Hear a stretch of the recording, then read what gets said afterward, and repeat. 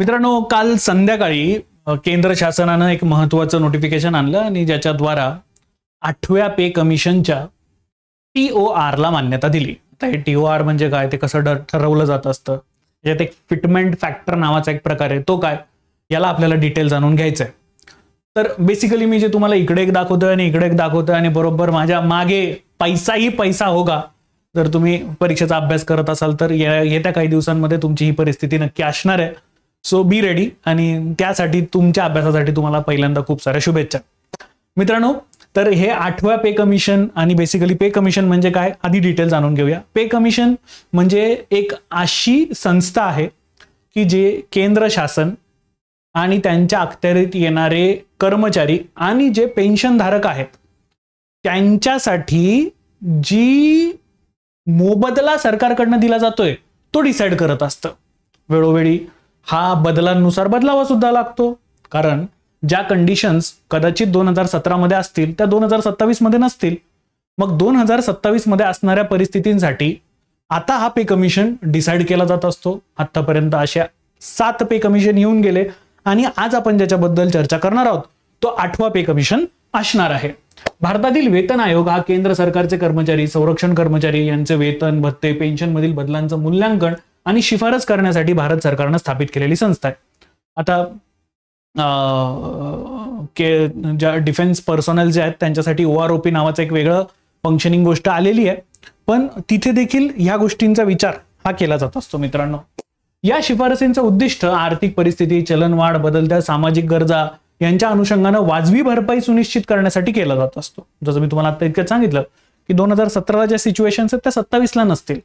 मग 27 साठी वेगळं काय हवं, तर त्यांचं रिकमेंडेशन ते इथे देत असतात.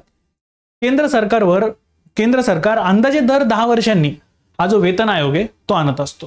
पे कमिशन भारतातील सरकारी कर्मचाऱ्यांच्या वेतन संरचनेतील बदल, सुधारणा, रिकमेंडेशन देणारी एक सरकारी बॉडी आहे. ही वेतन, भत्ते, पेन्शन, इतर लाभांच्या संरचनेची सुधारणा सांगत असते. मग आपल्याकडे हे सगळेच्या सगळे जे पे कमिशन्स आहेत ते येऊन गेलेले आहेत आणि त्यांची नावं एका खालोखाल एक मी तुमच्यासाठी इथे मांडलेली आहेत. हे खूप महत्वाचं आहे आपल्या परीक्षेच्या अनुषंगानं, त्याच्यामुळे मी जरा थोडंसं बाजूला सरकतो, याचा एक स्क्रीनशॉट पण घेऊन ठेवा आणि याला कुठेतरी लिहून पण तुम्ही सगळ्यांनी नक्की ठेवा. आता ही जी स्लाइड तुमच्या समोर येते ती आपल्या परीक्षेच्या अनुषंगानं खूप महत्वाची. तुम्हाला सगळ्यांना माहिती आहे की आपली परीक्षा जाम फॅक्च्युअल आहे. बेसिकली अशा 8व्या पे कमिशनची जी घोषणा आहे ती 16 जानेवारी 2025 ला ऑलरेडी केंद्र सरकारनं केलेली होती. पंतप्रधान नरेंद्र मोदींनी यासाठी तुम्ही बघू शकता ते एक ट्विट केलेलं होतं आणि त्यानंतर आपले रेल्वे मिनिस्टर आणि ब्रॉडकास्टिंग अफेअर्स मिनिस्टर अश्विनी वैष्णव साहेब हे समोर आलेले होते आणि त्यांनी अधिकृतरित्या याची जी घोषणा आहे ती आपल्याला इथे केलेली दिसून येते. 7वा वेतन आयोगाला तो 1 जानेवारी 2016 ला लागू झालेला होता. 7व्या वेतन आयोगाचे अध्यक्ष हे अशोक कुमार माथुर आहेत, हे बघा इथे तुम्हाला बघायला मिळतात. आणि त्यावेळेला आपले जे फायनान्स मिनिस्टर आहेत ते अरुण जेटली साहेब होते. बेसिकली 7व्या वेतन आयोगाला अपॉइंटमेंट जी आहे ती UPA सरकार म्हणजे मनमोहन सिंग साहेबांनी केलेलं होतं. मात्र त्यांचे जे रिकमेंडेशन आणि त्याला जी मान्यता आहे ती पुढे BJP काळामध्ये मिळालेली होती, पंतप्रधान नरेंद्र मोदीजींच्या काळामध्ये. 7वा वेतन आयोग त्याचे अध्यक्ष न्यायमूर्ती अशोक कुमार माथुर हे आहेत. तर विवेक राय हे पूर्णवेळ सदस्य, रतीन रॉय अर्धवेळ सदस्य आणि मीना अग्रवाल हे त्याचे सचिव होते. 28 फेब्रुवारी 2014 UPA सरकारच्या काळामध्ये तो स्थापित झालेला होता आणि 18 महिन्यामध्ये त्यांनी त्यांचा जो अहवाल आहे तो दिलेला होता. ही डेट खूप महत्वाची आहे इथे बरं का आधीची. 28 फेब्रुवारी 2014 म्हणजे निवडणुकांच्या जर असा आधी हा जो 8वा पे कमिशन आहे तो आलेला होता. आता ह्याच्यात जो सगळ्यात महत्वाचा आहे तो म्हणजे फिटमेंट फॅक्टर. तुम्हाला इथे पैसे पडताना दिसत असतील तर ते जाणून बुजून मी तिथे टाकलेले. हा फिटमेंट फॅक्टर समजून घेणं खूप गरजेचं आहे. फिटमेंट फॅक्टर म्हणजे आत्ताची बेसिक पे स्केल इनटू त्यावरती वाढणारा पगार, याला म्हणायचं फिटमेंट फॅक्टर. फिटमेंट फॅक्टर ज्याच्याद्वारा पगार ठरवला जातो. 7व्या वेतन आयोगाअंतर्गत फिटमेंट फॅक्टर हा 2.57 इतका होता. त्यामुळं केंद्र शासनाच्या कर्मचाऱ्यांचे जे पगार आहे ते 7,000 ते 18,000 दरम्यान वाढले. म्हणजे समजा बेसिक वेतन जर 4,800 असेल, फिटमेंट फॅक्टर 2.57 असं केल्यानंतर आता बेसिक पगार 12,333 होतो. ह्याच्यावरती TA, DA, HRA कॅल्क्युलेट होत असतो मित्रांनो. त्यामुळे जितका फिटमेंट फॅक्टर वाढेल तितका हा फायदा जो आहे तो आपल्याला अधिक होताना दिसून येईल. एका वृत्तपत्रानुसार आणि बेसिकली विकिपीडियानुसार सुद्धा 8व्या वेतन आयोगाचा फिटमेंट फॅक्टर हा 2.91 2.86 इतका असू शकतो. म्हणजे तुम्ही विचार करा की किती मोठा फरक हा पडू शकतोय. तर मग आता जो मूळ वेतन 18,000 आहे त्यावरनं ते मूळ वेतनच 51,480 रुपयांपर्यंत वाढू शकतं. मूळ वेतनामध्ये भत्ते आणि ऑल हे सगळे नसतात, ते त्याच्यानंतर ऍड होतील. म्हणजे किमान पगार हा 36,000 रुपयांपर्यंत जाऊ शकतोय असं म्हटलं गेलेलं आहे. तर याच्यात जसं मी तुम्हाला सांगितलं फिटमेंट फॅक्टर हा त्याच्यामध्ये येत असतो. 8th pay commission will recommend the fitment factor which serves as a basic for revision of the salaries and pensions of the central government employee. Fitment factor is the key multiplier used to calculate the salaries and pensions for the government employee. If one goes by the recent reports by pay matrix, तर मग fitment factor हा जवळपास 1.92 असू शकतो असं बरेच सारे reports म्हणतात. म्हणजे जी करंट बेसिक सॅलरी आहे जी आपण म्हणतोय की 18,000 आहे ती कुठच्या कुठं जाऊ शकते आहे. आता जर आपण थोडं पुढे गेलो मागे आलो तर आपल्याला कळेल की याच्यात पेन्शन सुद्धा ही मोठी असू शकते बरं का मित्रांनो. मग अशा 8व्या पे कमिशनला आता मान्यता मिळालेली आहे आणि याची मान्यता दिनांक आपल्या परीक्षेसाठी खूप जास्त महत्वाची. तुम्हाला सगळ्यांना माहिती आहे की एमपीएससीला तारखा खूप आवडतात. 28 ऑक्टोबर 2025 याची संभाव्य अंमलबजावणी 1 जानेवारी 2026 पासून होऊ शकते. तुम्ही लवकरात लवकर जर पास झालात तर कदाचित 8व्या वेतन आयोगाचा पहिला पगार तुम्हाला लवकरात लवकर घेता येईल. केंद्र सरकारची मान्यता मी तुम्हाला सांगितलं 28 ऑक्टोबर 2025 ला दिली. त्याच्या टर्म्स ऑफ रेफरन्सला मान्यता दिलेली आहे. TOR हा शब्द महत्वाचा आपल्यासाठी. TOR म्हणजे काय तर हा एक फ्रेमवर्क आहे की कोणकोणत्या बाबींचा आढावा घेतला जाणार आहे, कशा प्रकारे पगार आणि भत्ते बदलले जाणार आहेत, हे सर्वच्या सर्व याद्वारा मित्रांनो ठरवले जात असतात. आता आयोगाची रचना याच्यामध्ये टोटल 3 सदस्य, अध्यक्ष, अंशकालीन सदस्य, पार्ट टाइम मेंबर आणि मेंबर सेक्रेटरी आहेत. मग आता ह्या आयोगाचे जे अध्यक्ष आहेत त्या या आहेत बघा. 8th pay commission chairperson justice Ranjana Prakash Desai या नवीन 8व्या पे कमिशनच्या अध्यक्षा असणार आहेत मित्रांनो. तर as I told you justice Ranjana Desai या चेअरपर्सन असतील, प्रोफेसर पुलक घोष हे मेंबर असतील आणि पंकज जैन हे मेंबर सेक्रेटरी या 8व्या पे कमिशनच्या असणार आहेत. आता यांना त्यांचा अंतिम अहवाल सादर करण्यासाठी 18 महिन्यांचा कालावधी देण्यात आलेला की या 18 महिन्यांच्या कालावधीमध्ये तुम्ही हा जो तुमचा अहवाल आहे तो लवकरात लवकर सादर करा. What I want from you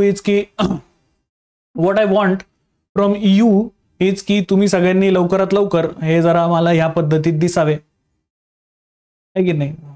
मेरे पास बहुत पैसा है, देव करो तुमच्यासाठी हे लवकरात लवकर होऊन जावं. माझ्या खूप साऱ्या शुभेच्छा आहे तुम्हाला. शिफारशींची अंमलबजावणी 1 जानेवारी 2026 पासून होणं अपेक्षित आहे, पण मला वाटत नाही ते लगेचच एवढा फटाफट करतील. पण जर ट्रम्पचे टॅरिफ्स आणि जे ग्लोबल टेन्शन्स दिसतात त्यानुसार जर असं असेल तर केंद्र सरकारचं म्हणणं असणार आहे की हो आपण याला जरा पुश करूया. कारण जर बघा 1997 ला सुद्धा असं झालेलं होतं. एक एमपीएससीनं प्रश्न सुद्धा विचारलेला होता की 1997 मध्ये अचानक सर्व्हिस सेक्टरमध्ये एवढी ग्रोथ का दिसलेली होती.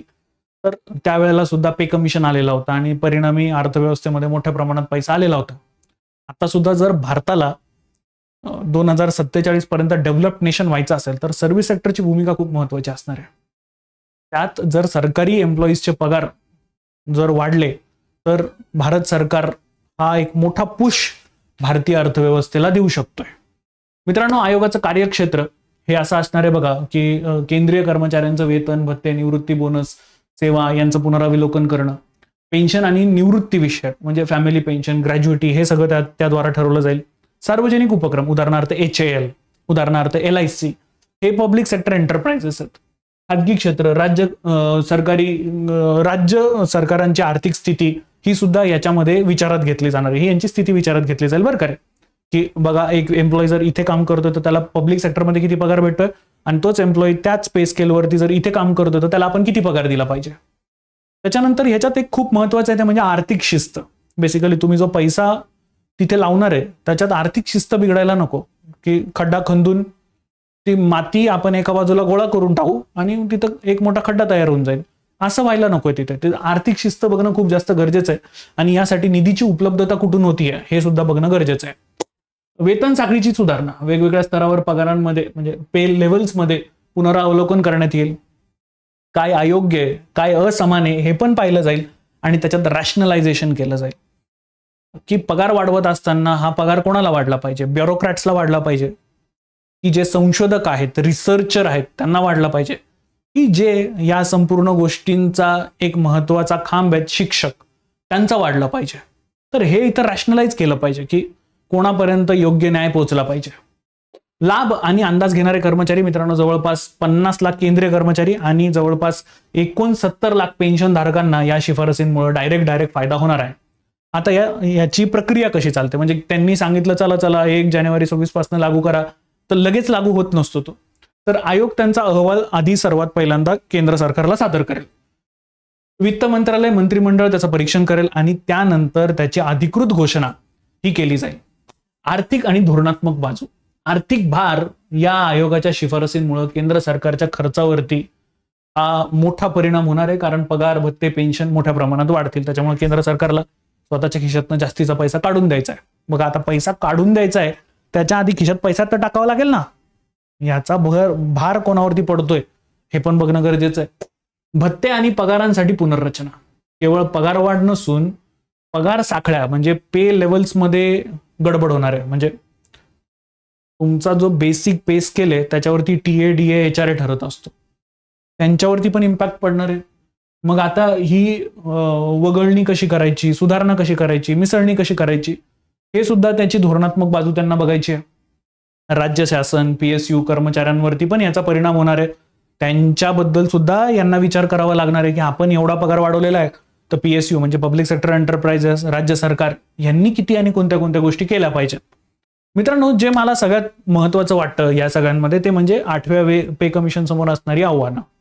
सगळ्यात पहिलं आणि महत्वाचं आव्हान आहे ते म्हणजे 1.1 कोटी कर्मचारी आणि पेन्शन धारकांवरती परिणाम होणार आहे. हा पैसा डायरेक्ट मार्केटमध्ये येणार आहे आणि डायरेक्ट मार्केटमध्ये आल्यानंतर सगळ्यात पहिलं ते म्हणजे हा पैसा चलनवाढ तयार करेल.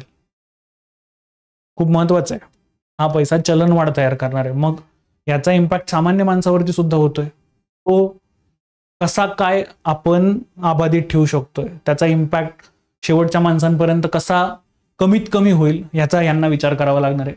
रिझर्व्ह बँक ऑफ इंडिया महागाईत संतुलन राखण्याचा प्रयत्न करतेय, तर त्यासाठी 8व्या वेतन आयोगाची भूमिका खूप जास्त महत्वाची आहे.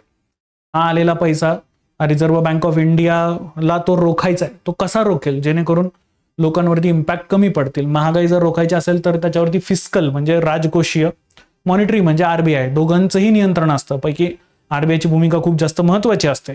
तर मग RBIच्या भूमिकेकडे सुद्धा महत्वाचं आहे. इथे हे आव्हान आहे त्यांच्यासमोर की RBI ह्या सगळ्या गोष्टी कशा तिथे रोखेल.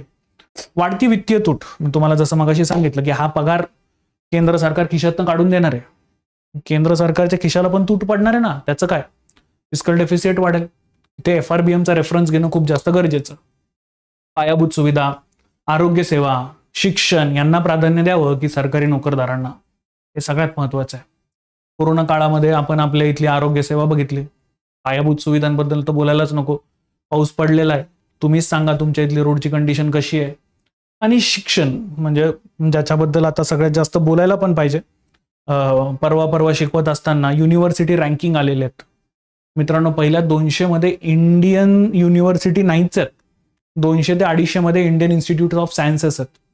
विचार करा शिक्षणावरती आपण किती पैसा खर्च करणं आता गरजेचं आहे.